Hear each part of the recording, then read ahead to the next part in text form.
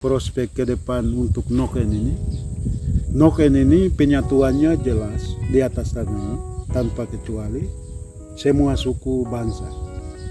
Seperti sebutan Noken. Bahasa Indonesia sebut tas. Bahasa Papua sebut Noken. Seperti bahasa PNG sebut bilum. Dan lain-lain. Semua bahasa pun guru sumber Noken kehidupan. Dia sudah beri nama.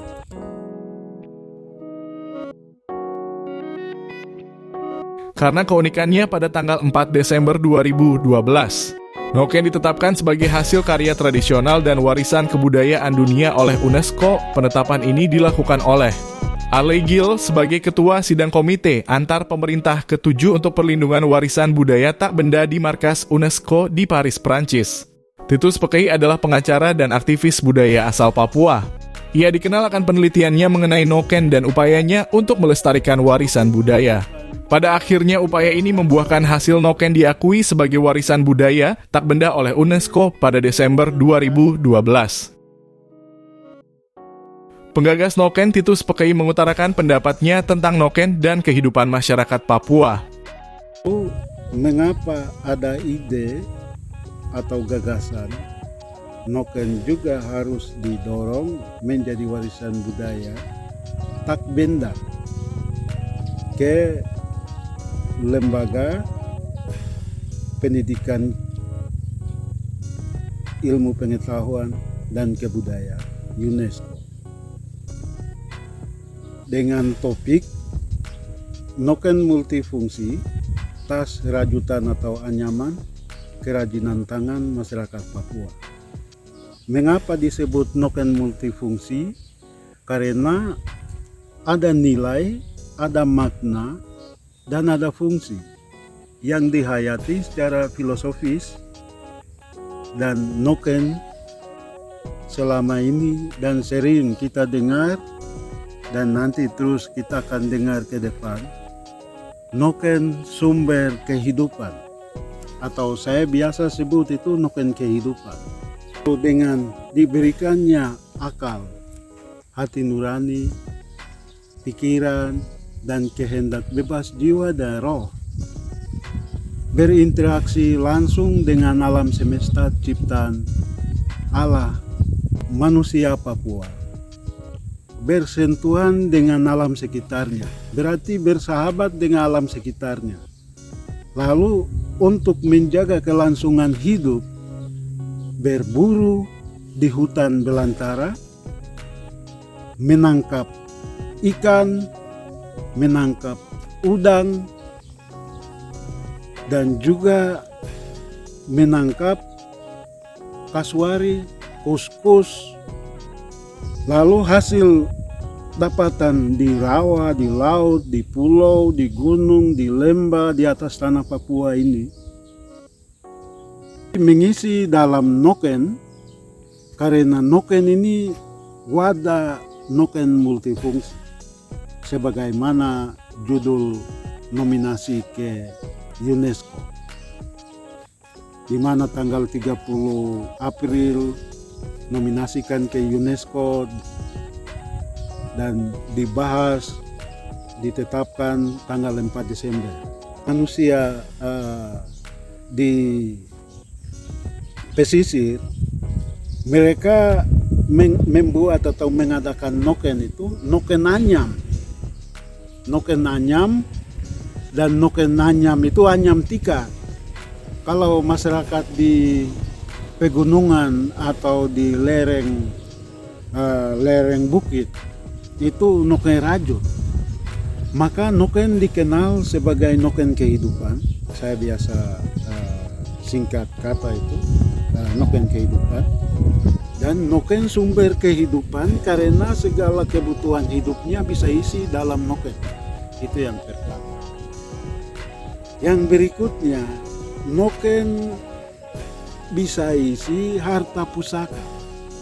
Harta pusaka dalam artian bahwa barang turun temurun dari leluhur sebelumnya, leluhur penciptaan awal semenjak Noken diadakan dengan tuntunan guru sumber hidup. Guru ilmu Noken ini kan guru sumber hidup Mama Noken di atas tanah ini, tanah Papua, dari Sorong sampai Merauke, Jayapura, dan diantaranya, dan juga dari Sorong sampai Samarai, karena di PNJ itu belum, di Papua itu Noken.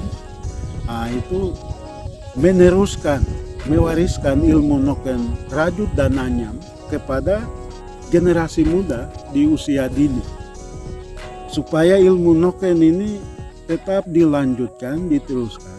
Itu berarti menurunkan ilmu hidup atau ilmu kehidupan yang biasa disebut Noken kehidupan. Mengapa demikian? Dengan ilmu kehidupan ini melatih anak-anak semenjak usia dini bagaimana berkepribadian sebagai perempuan, bagaimana bermentalitas sebagai perempuan, dan juga bagaimana nantinya itu menjadi ibu rumah tangga, menjadi satu kesatuan wadah Noken kehidupan itu sendiri, karena perempuan Papua memiliki nilai sumber kehidupan karena melahirkan generasi dan juga menghadirkan Noken melalui Dou, Gai, Ekoai. Dou berarti melihat, mengamati.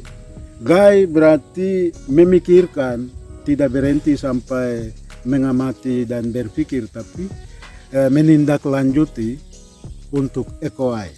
Ekoai berarti aksi. Apa yang harus dilakukan, apa yang harus dikerjakan supaya menggenapi wujud daripada mengisi Noken kehidupan. Noken ini bisa dihayati secara filosofis. Dalam sisi ini Noken diri saya, Noken keluarga, lingkungan, dan juga sesama. Jadi hal itu sudah tumbuh semenjak manusia Papua hadir ada di atas tanah Papua. Lalu semenjak tahun berapa pengaruh dari luar tanah ini, tanah Papua itu terjadi. Yang ada di atas kertas sejarah itu gereja Sending bersama Otto dan Gessler masuk di Teluk Dore, lalu sandar di Pulau Mansinam pada tanggal 5 Februari 1855. Dari semenjak itulah memperkenalkan tentang isi Alkitab atau kitab kehidupan itu sendiri. Dan manusia Papua di wilayah utara dan juga di Mansinam, mereka menerima tanpa menolak, dan langsung Alkitab atau kitab suci itu masuk dalam Noken kehidupan. Berarti penyatuan itu terjadi pada tahun 1855. Pionirnya Pendeta Otto dan Pendeta Gessler. Dan hal serupa pula terjadi setelah 39 tahun. Tanggal 22 Mei 1894 di Skeru Fakfak bersama Pastor Cornelis Lecoq Darmanville, dan itu misi Katolik di atas tanah ini. Dan tahun 2023 dirayakan Hari Misi Katolik yang ke-129 tahun. Hal itu pun hal serupa yang terjadi di Mansinam, bahwa Injil Sabda Allah masuk dalam Noken Papua ketika menyentuh orang kafir yang sedang mengembara di atas tanah. Dan sebelum Sending Protestan dan misi Katolik 22 Mei 1894 itu belum ada satu kitab apapun, kitab suci dan juga kitab yang lain belum masuk di atas tanah ini. Maka pada kesempatan ini terkait dengan noken kehidupan, itu sekarang orang Papua dari Sorong sampai Samarai, Sorong sampai Merauke, Jayapura antaranya itu sedang menghayati nilai-nilai kehidupan. Setelah agama masuk, lalu beberapa tahun kemudian, lalu pemerintah Nederland, New Guinea, West New Guinea dari Ambon, Maluku masuk ke Papua di Manokwari. Dan dari situ tidak hanya misionaris, gereja sending Protestan dan gereja Katolik Papua saja, tapi ditambah lagi pemerintah dalam hal pelayanan terhadap masyarakat manusia noken di atas tanah ini, yaitu masyarakat pribumi Papua. Ini noken kehidupan pendidikan, noken kehidupan ekonomi, noken kehidupan demokrasi, noken kehidupan pembebasan, noken kehidupan perdamaian, noken kehidupan kekeluargaan, yang mana kekeluargaan dengan tanah ini dan manusia Papua sekarang sesuai dengan perkembangan zaman selalu kalungkan noken.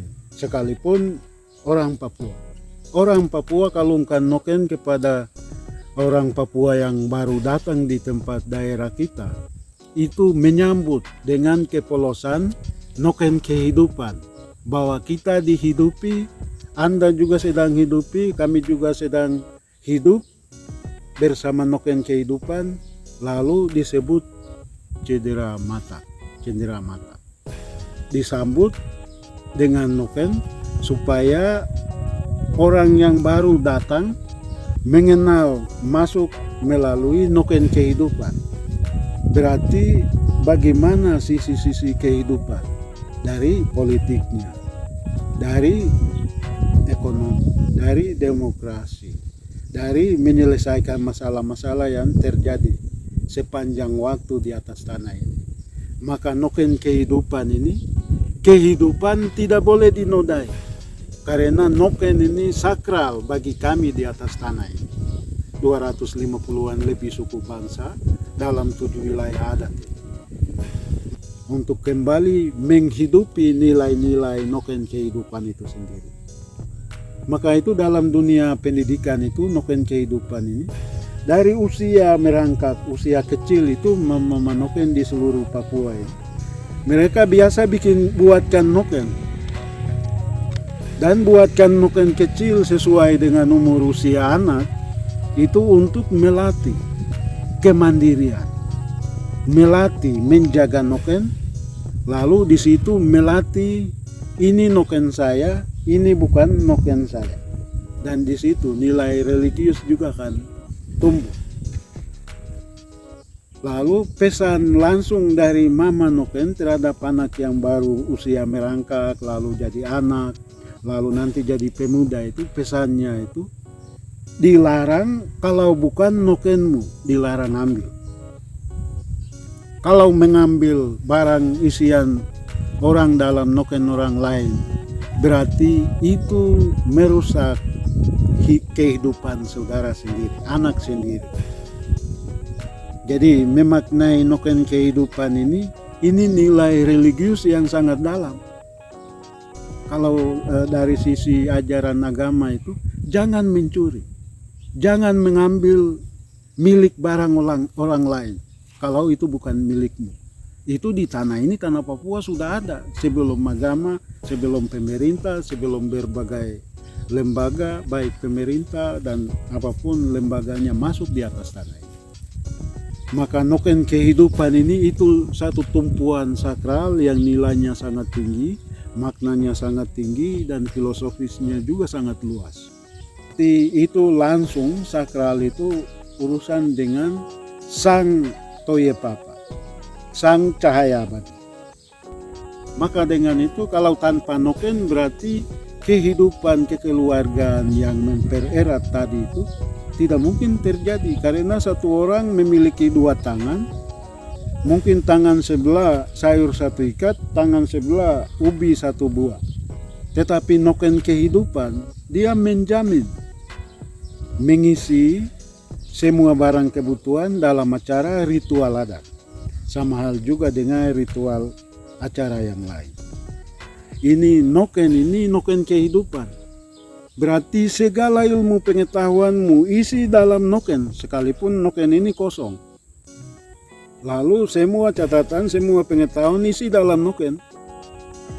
Dan noken kehidupan sebagai noken kerahiman ilahi, itu dia melindungi kepintaran, kecerdasan, kemandirian, dan juga independensi diri. Karena independensi diri itu kembali kepada setiap pribadi. Dan tidak bisa disamaratakan. Seperti noken Anda berarti itu noken Anda. Dan saya hargai dan saya lindungi. Noken saya berarti Anda juga demikian. Hargai dan lindungi saya. Itulah maka noken disebut noken kehidupan. Kembali sampaikan lagi. Noken sumber kehidupan itu ini sebagai sarana pendukung dalam demokrasi, sistem pemilu, baik pemilu adat, pemilu kampung, kepala kampung atau kepala desa, pemilu bupati, wali kota, gubernur, presiden. Di mana saja di atas planet bumi itu berlaku. Dan nilai itu ada di atas tanah ini, di 7 wilayah adat tanah Papua. Dan demokrasi yang sangat tinggi itu demokrasi sistem noken. Dan noken sebagai sumber kehidupan menjamin sistem demokrasi di atas planet bumi. Prospek ke depan untuk noken ini. Noken ini penyatuannya jelas di atas tanah ini tanpa kecuali semua suku bangsa. Dan juga jangan lupa budidaya bahan baku noken, karena alam mama tanah ini, tanah Papua, pasti akan menghidupkan. Maka pesan penutup atau terakhir, stop jual tanah. Noken merupakan simbol kehidupan yang baik, cinta perdamaian, dan serta kesuburan. Wawancara eksklusif bersama Pastor Yanuarius Puduwiai Abkuloldo, PR selaku Rektor Seminari Tahun Orientasi Rohani Santo Paulus Nabire. Saat ditemui media ini mengungkapkan makna teologis noken dalam kehidupan serta kaitannya dengan kehidupan rohani masyarakat Papua. Allah memberikan daya cipta dan manusia Papua memikirkan bagaimana bahan-bahan menta tadi dapat diciptakan, dibuat untuk menjadi sebuah noken. Disitulah proses refleksi, proses perenungan dan pergumulan terjadi. Maka dari daya cipta dia beralih ke daya kreasi. Dia berkreasi bagaimana mengambil kulitnya, bahannya, bagaimana meminta, bagaimana menganyam hingga menjadi sebuah noken yang jadi. Disitulah daya kreasi. Daya kreasi adalah daya yang berasal dari Allah, yang diberikan kepada manusia Papua. Lalu ada daya guna dalam penggunaan. Manusia Papua menggunakan noken, bukan asal gunakan. Manusia Papua tahu noken ini digunakan untuk apa. manusia Papua tahu noken ini kapan digunakan. Manusia Papua tahu bagaimana noken ini memberi kekuatan sehingga hal-hal apa yang dipatuhi dalam penggunaannya dan hal-hal apa yang dijauhi dalam penggunaannya. Karena itu noken adalah sarana kehidupan yang diberikan oleh Allah sebagai sumber yang menciptakan bahan, sumber yang memberikan daya cipta, daya kreasi, dan daya guna.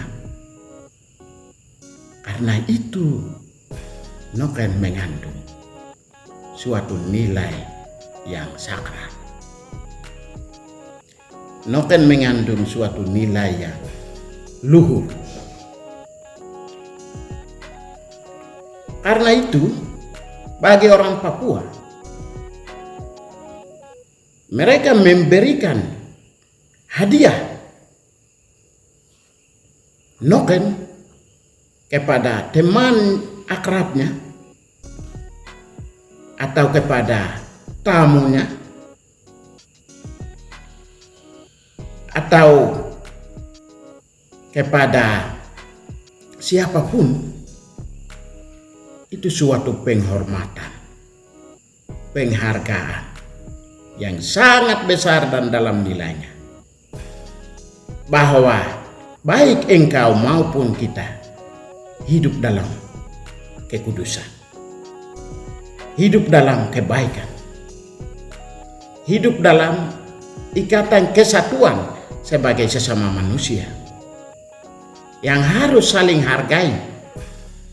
Noken mempersatukan dua belah pihak yang keduanya dipersatukan oleh Allah Sang Pencipta melalui noken sebagai tali pemersatu. Untuk itu, orang Papua membawa noken kemanapun. Jangan curiga bahwa di dalam noken ini ada barang-barang bahaya. Tidak. Dalam noken orang Papua tidak pernah membawa barang-barang bahaya. Tetapi barang dan benda-benda bahaya. Tetapi barang dan benda-benda yang memberikan kehidupan yang melekat dengan dirinya. Oleh karena itu, secara teologi, noken adalah warisan Allah kepada manusia Papua yang Ia ciptakan untuk Dia ciptakan, Dia buat, untuk Dia ciptakan, untuk Dia hasilkan, untuk Dia gunakan, supaya kehidupan manusia Papua itu dapat memberikan kehidupan yang berkualitas. Untuk itu, noken sebagai daya kreasi, daya cipta dan daya guna manusia Papua, siapapun harus menghargai dan menghormati noken, sebab itu berasal dari Allah sebagai Sang Pencipta.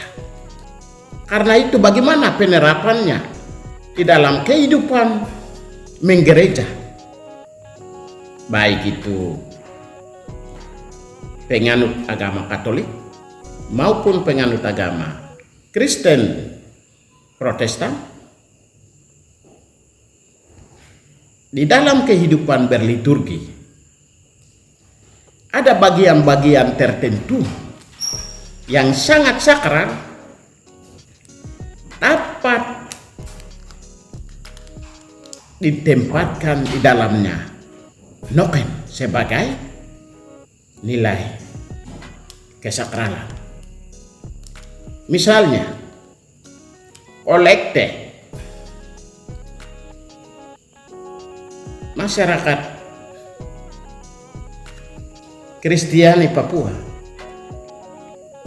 dalam mengisi kolekte dan membagikan, ya sesuai dengan kultur orang Papua, tidak perlu menggunakan kain,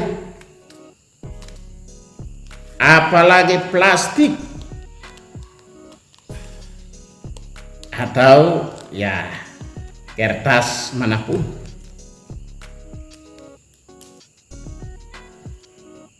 Melainkan hendaknya menggunakan noken. Sebab dalam kolekte itu kita mengisi di dalam noken wujud-wujud kita yang kita mau, supaya kita memohon supaya Tuhan terima dan Tuhan mengabulkan. Sebab persembahan yang kita mau memohon adalah wujud dari persembahan itu adalah wujud dari kolekte itu adalah wujud untuk memohon kesakralan hidup, kebaikan hidup, keselamatan hidup, kesuburan, kesehatan, dan hal-hal atau sesuatu yang menghidupkan dirinya biasa diisi di dalam noken. Maka kolekte juga untuk mengumpulkan kolekte atau delma atau uang yang diisi hendaknya menggunakan noken. Demikian pula persembahan dalam bentuk hasil bumi, membawa petatas, keladi, sayur, mau persembahkan kepada Tuhan. Isilah di dalam noken dan antarlah ke altar yang kudus. Sebab Tuhan Allah Maha Kudus, Dia akan menerima persembahan, dan persembahan itu mendatangkan keselamatan bagi kehidupan manusia itu sendiri. Hal kedua yang bisa digunakan dalam gereja, misalnya evangeliarum dalam liturgi gereja Katolik. Pada hari besar mengantar Injil dari pintu depan menuju ke altar. Isilah Injil itu di dalam noken. Lalu antarlah ke sana dengan tata cara dan sikap kekatolikan, sikap liturgi maksudnya. Kalau yang Protestan dengan sikap liturgi cara Protestan, antarlah evangeliarum itu, isi di dalam noken di altar yang kudus. Sebab di dalam noken selalu isi barang-barang, benda-benda, hal-hal milik pribadinya yang memberi kehidupan. Sebab dalam budaya orang Papua, sebelum mengenal pakaian-pakaian modern, orang Papua tentu setiap bayi Papua begitu dilahir bukan digendong di tangan kemanapun ia pergi, melainkan dibuat noken sebelum ia lahir untuk diisi di dalam noken dan dipelihara bayi itu dari dalam noken.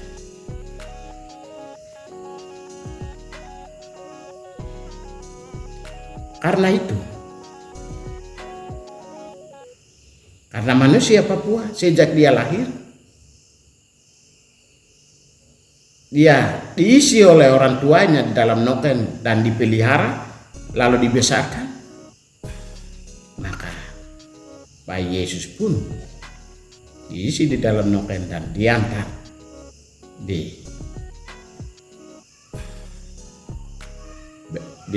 di kandang Natal. Nah, itu beberapa cara yang kiranya bisa dilakukan dalam tata cara gereja. Kalau hal-hal ini dilakukan, maka teologi sungguh-sungguh menjadi kontekstual. Liturgi sungguh-sungguh menjadi liturgi yang kontekstual. Liturgi kontekstual apa? Liturgi kontekstual khas Papua.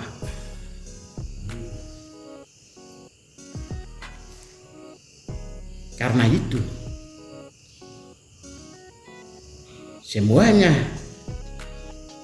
diciptakan oleh Allah sebagai Maha Pencipta, baik manusia maupun seluruh alam ciptaan. Noken adalah bagian dari alam ciptaan yang diciptakan oleh manusia Papua, dianyam lalu digunakan oleh karena Allah memberikan daya cipta dan daya kreasi. Karena itu hubungan ini dipelihara dan dijaga, yaitu hubungan antara Allah Sang Pencipta, manusia Papua, dan noken yang diciptakan manusia Papua oleh karena daya cipta yang diberikan Allah kepada manusia Papua sendiri.